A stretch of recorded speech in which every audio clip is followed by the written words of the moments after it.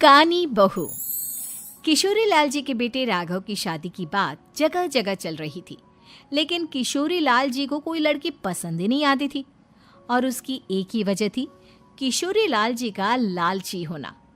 उनको लड़की वालों से मोटा दहेज चाहिए था और इसी चक्कर में एक दिन वो एक बहुत पैसे वाले के घर अपने बेटे का रिश्ता लेकर पहुंचे।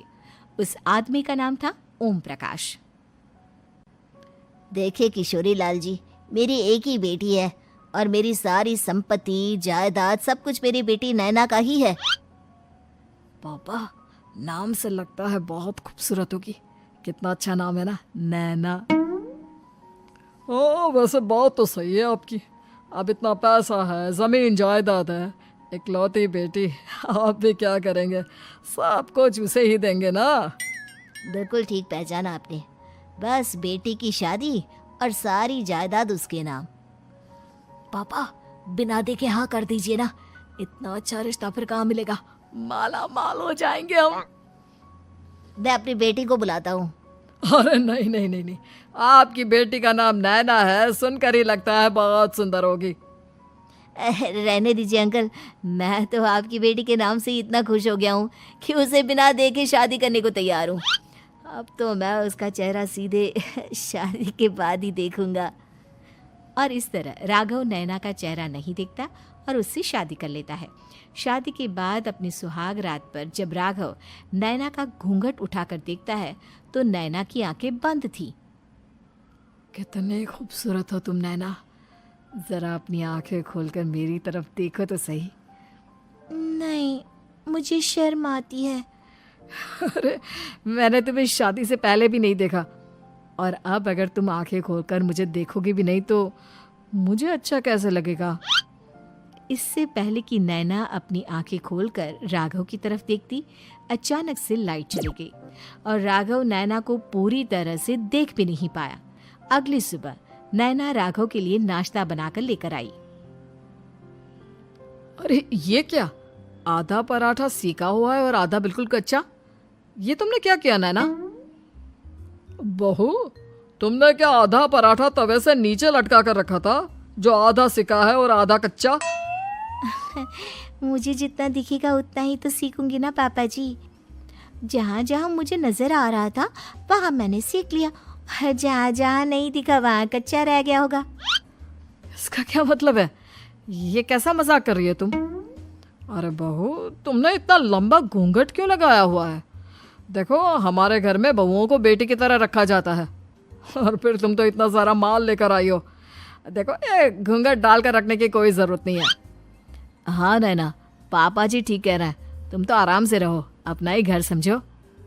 नैना अचानक से अपना घूंघट उठा लेती है। अरे ये क्या पापा, नैना की तो एक आंख फूटी हुई है। नाम से नैना, लेकिन ये तो कानी बहू निकली। मेरे साथ धोखा हुआ है, धोखा। बिना दिखाए अपनी कानी लड़की मेरे संग ब्याह दी। मुझे कानी बीवी नहीं चाहिए। मुझे अभी ओम प्रकाश जी से बात करनी पड़ेगी। आखिर उन्होंने मेरे साथ ऐसा किया क्यों? अरे, आप लोगों ने ही तो पापा से कहा था कि आप लोग शादी से पहले मुझे देखना नहीं चाहते। अब मेरे पापा पर क्यों इल्जाम लगा रहे हैं? अरे लेकिन उन्हें बताना तो चाहिए था ना कि तुम कानी हो, एक आंख से तुम्हें दिखाई नहीं देता। किशोरी लाल और राघव नाराज होकर ओम प्रकाश को अपने घर बुलाते हैं। पापा जी, ये आपने क्या किया? शादी से पहले बताया क्यों नहीं कि नैना की आंखों में परेशानी है? अरे, आप ही ने तो लड़की देखने से मना कर दिया था। अरे लेकिन आप बता तो सकते थे। आपको तो हमारी बेटी की प्रॉपर्टी चाहिए थी, वो भी पूरी की पूरी। अब क्या हुआ अगर उसे आधा दिखाई देता है? प्रॉपर्टी तो आपको पूरी मिल गई ना। अरे ये क्या बात हुई? मेरी शादी प्रॉपर्टी से नहीं, आपकी बेटी से हुई है। अब ये तो पहले सोचना चाहिए था, तब तो मेरी प्रॉपर्टी देखकर तुम्हारी जुबान लप लप आ रही थी। लेकिन मैं कानी लड़की को अपनी बीवी बनाकर नहीं रख सकता। पापा, कुछ करिए ना आप। हाँ, करता हूँ। देखिए ओम प्रकाश जी, आप हमारे साथ ऐसा नहीं कर सकते। और तुम देखो, अगर तुमने मेरी बेटी से शादी तोड़ी ना, तो जो भी प्रॉपर्टी मैंने तुम्हें दी है वो तो पूरी की पूरी वापस ले ही लूँगा, और आधी प्रॉपर्टी तुम्हारी भी लूँगा। अरे मेरी आधी प्रॉपर्टी भला क्यों लेंगे आप? इसलिए क्योंकि मेरी बेटी को आधा नजर आता है और उसकी नज़र अभी तक तुम्हारी आधी जायदाद पर ही पड़ी है। अब तुम उसे घर से निकालोगे तो कुछ तो लेकर जाएगी ना। और अगर हम आपकी बेटी को अपने घर की बहू बना कर रखे तो? तो तुम्हारी पूरी प्रॉपर्टी तुम्हारी ही रहेगी, और जो मैंने तुम्हें दिया है ना, उसमें से बस मैं आधा लेकर जाऊंगा। अरे लेकिन अब आप अपनी दी हुई प्रॉपर्टी में से आधी वापस क्यों लेकर जाएंगे? अगर मैं आपकी बेटी को अपनी पत्नी बनाकर रखने को तैयार हूं तो?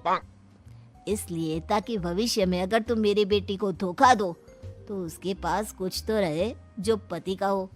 वैसे मेरे पास तो बहुत कुछ है, लेकिन अपने पति की कोई निशानी तो उसके पास होनी चाहिए ना।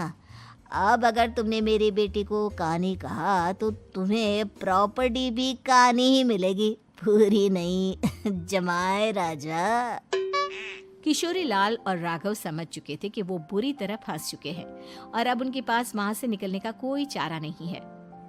अब समझ में आया ना, लालच बुरी बला होती है। एक तो तुम्हें प्रॉपर्टी मिली, ऊपर से बीवी मिली, उसमें तुम्हें नखरे भी दिखाने हैं। आए बड़े, चुपचाप बैठो दोनों। कुछ दिनों के बाद नैना राघव की कार लेकर बाजार घूमने निकलती है और जब कार लेकर वापस आती है, ये क्या? एक तरफ से मेरी गाड़ी पूरी खराब हो चुकी है।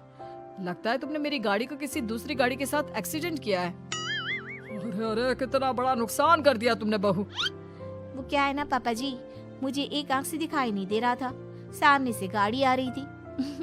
मुझे तो सिर्फ आधा ही दिखाई दिया और वो गाड़ी मेरी कार से रगड़ते हुए निकल गई। अब मैं क्या करूं बताओ? आप इसे ठीक कराने के पैसे कौन देगा? तुम्हारे पापा? तुमने मुझसे इस तरह से बात की? अभी रुको। नैना राघव की शिकायत ओम प्रकाश को कर देती है।